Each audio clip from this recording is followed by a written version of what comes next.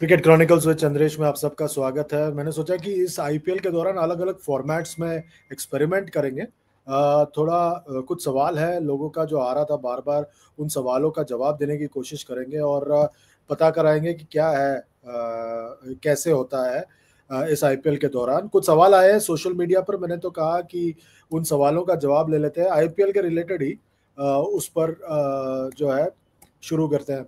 तो पहला सवाल जो आया है वो आया है कल रात के मैच के बाद, जो लखनऊ सुपर जायंट्स और जो मुकाबला हुआ था दिल्ली कैपिटल्स के बीच में। और उस मुकाबले में जिस तरह से टीम के बाद, मैच के बाद, जो लखनऊ के ओनर हैं संजीव गोयनका, वो जिस तरह से इन्वॉल्व हो रहे थे। पिछले साल भी हमने देखा वो दृश्य जब वो केएल राहुल के साथ बहस कर रहे थे और बातें कर रहे थे। तो ये जो बातें थी उस पर हम अगर बात करें तो उनका उसको रिलेटेड एक सवाल आया है कि does LSD owner interfere too much in the team. ये अच्छा सवाल है।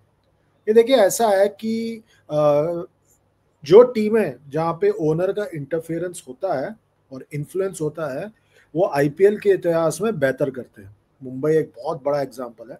चेन्नई एक आउटलायर है, पर मुंबई एक परफेक्ट एग्जांपल है कि कैसे टीम ओनर के इन्फ्लुएंस का मतलब टीम ओनर के मतलब दखल से काफी फर्क पड़ता है। And I think that's a very very good thing. टीमें जहां पर ओनर हैंड्स ऑफ होते हैं ना, मैंने ज्यादातर देखा है कि उनका प्रदर्शन उतना अच्छा नहीं होता। आखिरकार टीम ओनर का पैसा लगा हुआ है उसमें, हार्ड अर्न मनी लगा हुआ है उसमें, तो वो चाहते हैं कि रिटर्न आए। तो उस रिटर्न के लिए कैसे होता है कि फील्ड पर रिटर्न आए, मैदान पर रिटर्न आए, उसका उनका सोच होता है कि हमें इस पर काम करना पड़ेगा कि हम परफॉर्मेंस करें। तो मेरे ख्याल से उसको देखकर अगर देखें तो मुझे लगता है कि ये बिल्कुल ठीक है कि वो इंटरेस्ट दिखा रहे हैं इस क्रिकेट में, इस टूर्नामेंट में, परफॉर्मेंस में। पर पब्लिकली करना ये मेरे ख्याल से गलत है। अगर आप पब्लिकली क्रिकेटर्स को कुछ भला बुरा कहने लगे तो वो एक गलत मैसेज जाता है और लोग फिर ये सोचने लग जाएंगे कि क्या यार, ये तो मतलब हमें डर के कहना पड़ेगा ये सोच के कि हमने कुछ कर दिया तो फिर ये पब्लिकली फिर हमें कुछ बोलना शुरू कर देगा। एंड आई थिंक दैट मुझे लग रहा है कि ये मेरे ख्याल से अवॉइड करना चाहिए ज़्यादातर टीम ओनर्स को। ये मेरा मानना है, मैं गलत हो सकता हूँ। अगला सवाल जो आया है कि are all owners the same. ये पहले सवाल में ही मैंने जवाब दे दिया था इसका। मेरे ख्याल से ऑल ओनर्स द सेम कहना मुश्किल है, क्योंकि कुछ ओनर जो है वो दूर रहना पसंद करते हैं, कुछ पास आना पसंद करते हैं, कुछ बहुत ज्यादा इन्वॉल्व होते हैं। शाहरुख खान जैसे आते हैं तो फिर प्यार बांटने की कोशिश करते हैं। हर ओनर का अलग अलग रोल होता है, तो I don't think you can generalise कि हर ओनर एक जैसा है। तो I think that I think is a big big difference between owners in my view. फिर अगला सवाल बहुत इंटरेस्टिंग सवाल है, are uncapped players the new heroes of this years IPL edition. भाइयों बहनों, अब तो 2 या 3 ही मुकाबले हुए हैं इस साल। तो I don't think we can generalise अब इतने जल्दी।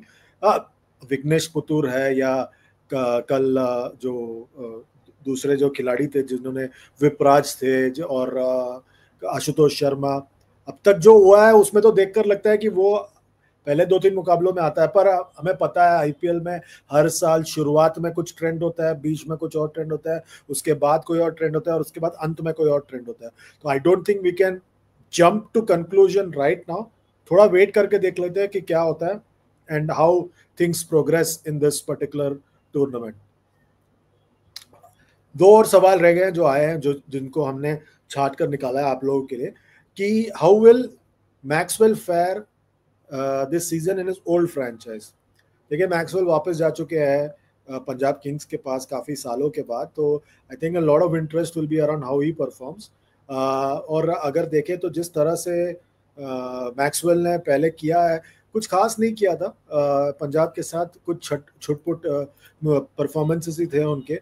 पर आई थिंक वो अब इस वक्त ऐसे टीम के साथ जुड़े हैं जहां पर रिकी पॉन्टिंग है। और अगर क्रिकेट में किसी को मैक्सवेल बहुत ज़्यादा रिस्पेक्ट करते हैं तो वो रिकी पॉन्टिंग है।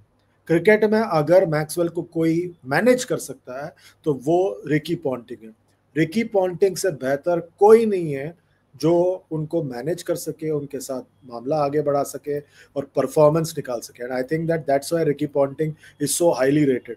रिकी पॉन्टिंग के वजह से काफ़ी जो है वो परफॉर्मेंस कर सकते हैं वो।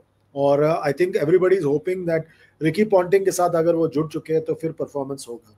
रिकी पॉन्टिंग और मैक्सवेल कुछ साल पहले दिल्ली कैपिटल्स में भी जुड़े थे, पर उतना ज़्यादा कुछ इम्पैक्ट नहीं डाल पाए थे। पर इस बार मुझे लग रहा है कि कहीं ना कहीं रिकी के होने से मैक्सवेल के परफॉर्मेंस में काफ़ी ज़्यादा निखार आएगा। आखिरी सवाल जो है कि बटलर ने इंग्लैंड की वाइट बॉल में कैप्टनसी छोड़ दी है, कि क्या वो इस बार और ज्यादा डेंजरस होंगे गुजरात टाइटंस के लिए? वो छोड़ते या ना छोड़ते, Buttler will be very dangerous. समाप्त।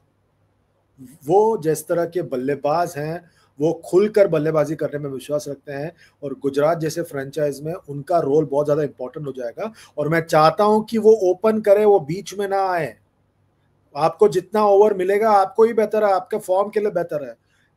तो I think that I hope कि बटलर ओपन करे और दुआदार तरीके से ओपन करे, और वो खतरनाक तरीके से बल्लेबाजी करे जिसके लिए वो जाने जाते हैं। आई होप ये मैसेज चला जाए गुजरात टाइटंस तक और वो कुछ कमाल करे इस टूर्नामेंट के दौरान।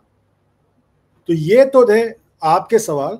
ऐसे हम और फॉर्मेट्स लेके आएंगे आपके लिए इस आईपीएल के दौरान। इसी तरह आईपीएल के दौरान हमारे साथ जुड़ते रहिए इस चैनल पर, और लाइक कीजिए, शेयर कीजिए, सब्सक्राइब कीजिए, और नोटिफिकेशन की जो बेल है उसे दबाइए, और चैनल को आगे बढ़ाने में हमारी मदद कीजिए। अभी के लिए बस इतना ही। अपना ख्याल रखिए। Good bye.